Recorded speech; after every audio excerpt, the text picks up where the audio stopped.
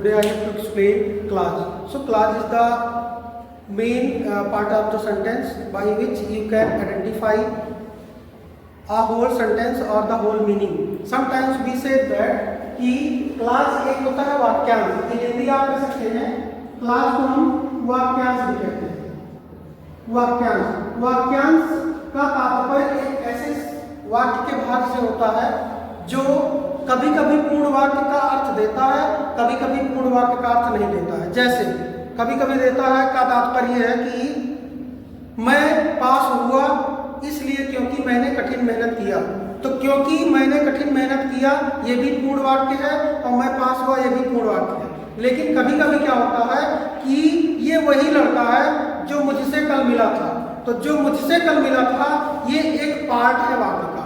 तो sometimes we are identified that कि some part of the sentence or the clause which gives the complete meaning, and sometimes we identify that some clauses they are not qualifies the full meaning of the sentence.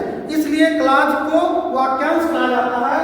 वाक्यांश एक ऐसा वाक्य का part होता है जो कभी कभी पूरा मीनिंग देता है और कभी कभी पूरा मीनिंग नहीं देता है.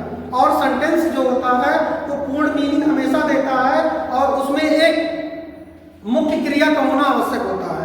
तो इस लेक्चर में हमको ये आइडेंटिफाई कराना है कि क्लास होता क्या है. तो क्लास एक वाक्यांश होता है. Here I have already written that कि a class is a word which make sense. Which make sense मतलब वो वाक्य का अर्थ देता भी है अथवा नहीं भी सेंस देता है. तो यहाँ पर हमको ये जानने की जरूरत है कि क्लास कितने प्रकार के होते हैं. तो क्लास जो है मुख्य रूप से दो प्रकार के होते हैं. हम लोग कह सकते हैं कि यहां हम लोग लिख सकते हैं मुख्य वाक्यांश और दूसरा होता है आपका आश्रित वाक्यांश. आश्रित वाक्यांश का तात्पर्य होता है कि कुछ ऐसे वाक्य जिन पर वो आश्रित होते आधारित होते हैं.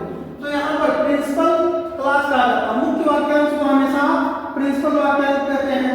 ये हमेशा इंडिपेंडेंट होता है यानी किसी पार्टिकल पर आधारित नहीं होता है. इसे हम हमेशा मेन क्लास के नाम से जानते हैं. इसे हम हमेशा कोऑर्डिनेट क्लास के नाम से जानते हैं. एग्जाम्पल देखें. एग्जाम्पल लिखा हुआ है कि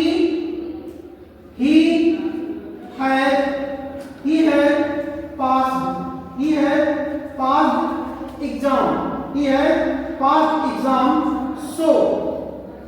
so he worked hard.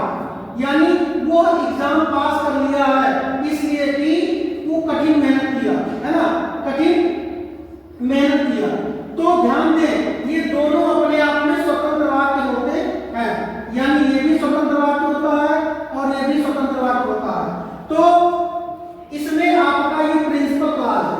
ये principal class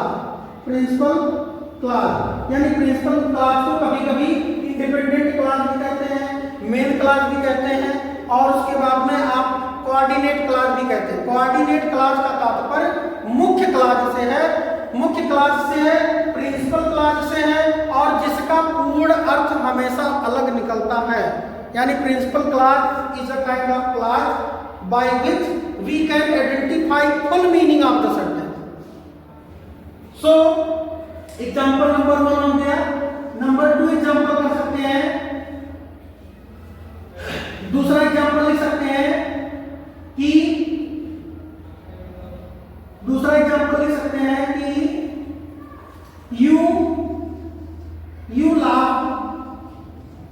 you laughed at him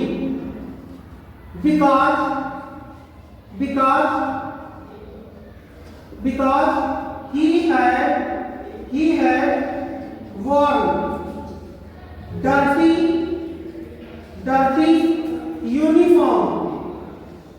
तो यहां पर हम देखते हैं कि दोनों सेंटेंस का अलग अलग मीनिंग है. तो जब दो अलग अलग मीनिंग आपस में अपनी अपनी मीनिंग को अलग अलग पूरा एक्सप्लेन करते हैं तो दो अलग अलग वो वाक्य होते हैं और उन दोनों वाक्यों के बीच में जो शब्द जुड़े होते हैं वो ऑलरेडी आप ये कंफर्म करें कि वो कोऑर्डिनेटिंग क्लॉज के वर्ड्स होते हैं। सो यहाँ पर दूसरा सेंटेंस आपका दूसरा पार्ट आपका आता है सबऑर्डिनेट। सबऑर्डिनेट क्लॉज यानी आश्रित उपवाक्य। आश्रित उपवाक्य जो होते हैं वो डिपेंडेंट हमेशा होते हैं। डिपेंडेंट वाक्य यानी डिपेंडेंट वाक्यांश।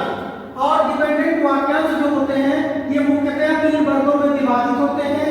नाउन क्लॉज, पहला क्या होता है नाउन क्लॉज, और दूसरा क्या होता है एडजेक्टिव क्लॉज, और तीसरा क्या होता है एडवर्ब क्लॉज।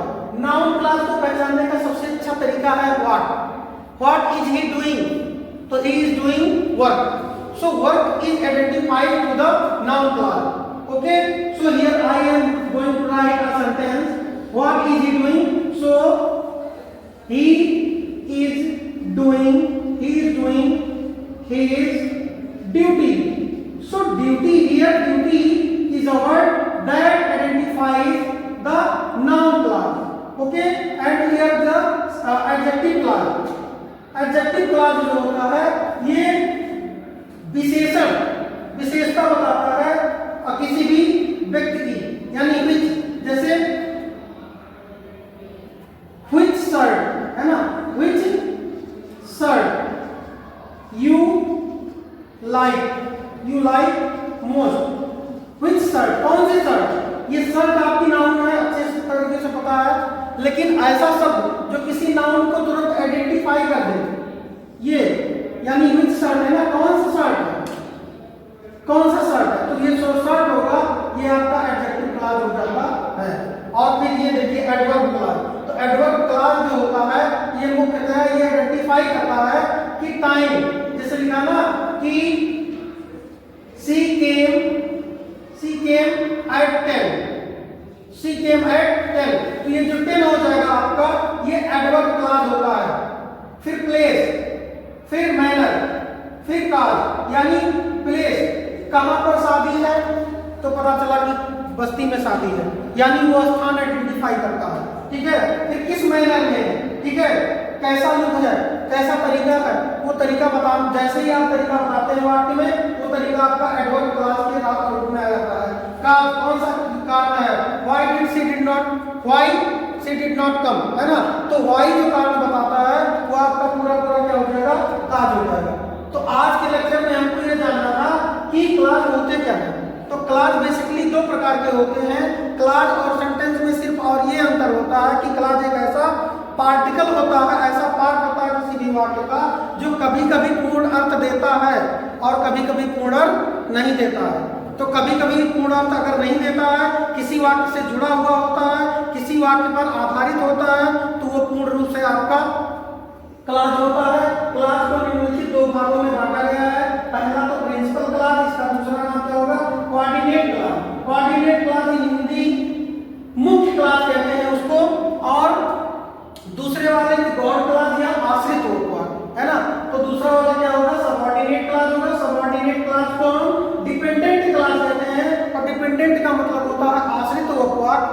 और आश्रित उपवाक्य जो होते हैं नियमतः 3 प्रकार के होते हैं, नाउन क्लॉज और एडजेक्टिव क्लॉज और adverb clause. So thank you students.